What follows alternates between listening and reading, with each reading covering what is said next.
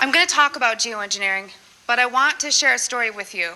Every time I'm asked to speak, I public speak for a living. I'll go into that, but I don't get nervous to speak to you. What I get nervous about is not getting emotional telling you my story. Because in 2002, shortly after 9/11, like a lot of military veterans, I raised my right hand and I took an oath to the Constitution to hopefully do something meaningful with my life. 19 years old, unsure what I wanted to do. So I enlisted in the U.S. Air Force. My job in the U.S. Air Force was working in bioenvironmental engineering. So what bioenvironmental engineering is in the Air Force is equivalent to that of the OSHA and the EPA, if you're familiar with that. So we were an embedded liaison to make sure that we were tracking all of the aspects and impacts of the military, meaning what is the military doing and how is it impacting the environment, because we were accountable for that. Being government, we did not get any special treatment. We just couldn't be fined being another federal agency. EPA can, but not OSHA. So from the health side, it was knowing what you do in the Air Force. What does your job entail that is hazardous to your health? And I'm going to give you an example. Let's say that you were an aircraft painter, you were a mechanic.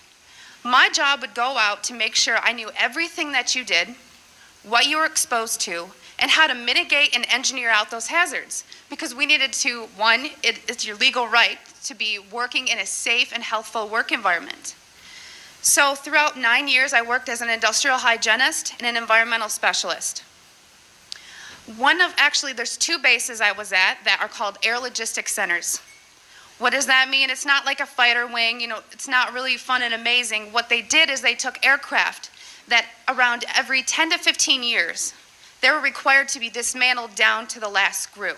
So that meant every single industrial process you can think about, checking the metal integrity, making sure everything's good to go, or sometimes overhauling equipment. Part of my job in tracking the health hazards was to look at any time someone wanted to buy a chemical, any type of chemical. It was ordered through a system, and in that system, I had to go in there and say, the country we're in, we're not allowed to use this. We need to substitute it out with something a little less hazardous, while also maintaining the integrity for a technical order, meaning for that process, it says you must use, xylene or toluene to do this process. Well, I have to kind of fast forward. I want to say around 2006, I started kind of opening my eyes to how the military wasn't really what I thought it was. And people approached me knowing what I did for a living and said, have you ever heard of chemtrails? Well, I hadn't. And that sparked my interest. So I went online and I looked at chemtrails.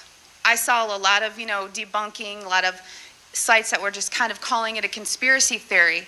And I thought, well, geez, this is what I do for a living. Preventive health, making sure that people are not getting sick, especially in the workplace, and by things that we're doing that can affect, human health in the environment. To summarize it, in an attempt to debunk this conspiracy theory as I thought it was, I didn't debunk it. It literally changed my life. Like I said, this is hard for me because it's not easy standing here and telling my story. One day I was going through that computer system, which if you want to look it up, it's called an Air Force Form 3952. It is the approval of hazardous materials. I was finding tons and tons of large quantities of aluminum, barium, strontium in the forms of oxides and sulfates.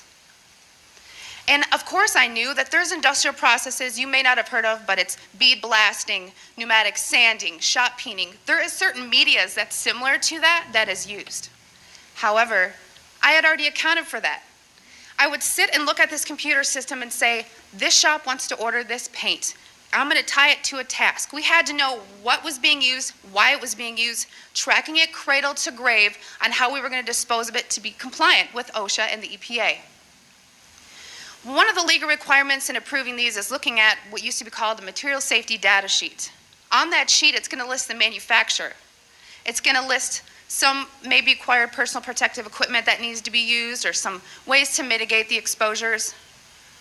These electronic MSDSs did not have a manufacturer name. They were very vague. They almost looked to me like somebody had made it and scanned it into the system. So I asked the question, what is this being used for?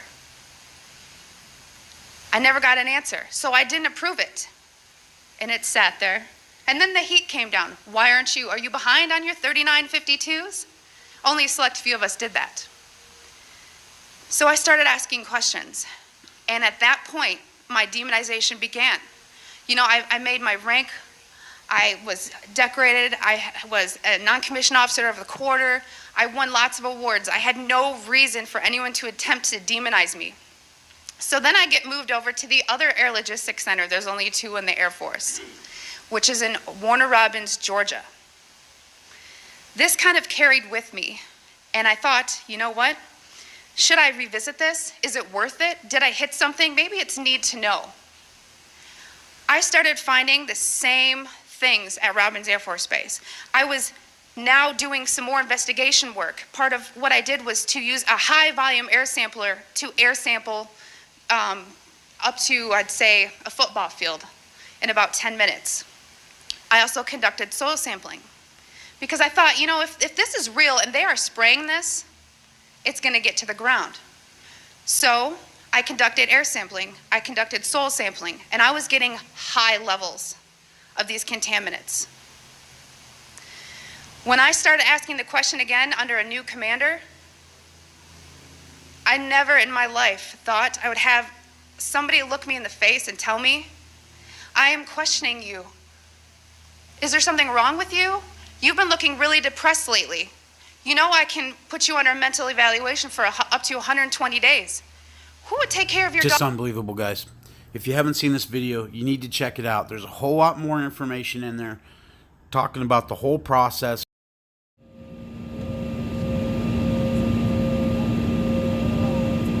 Air Force Form 3952, it is the approval of hazardous materials.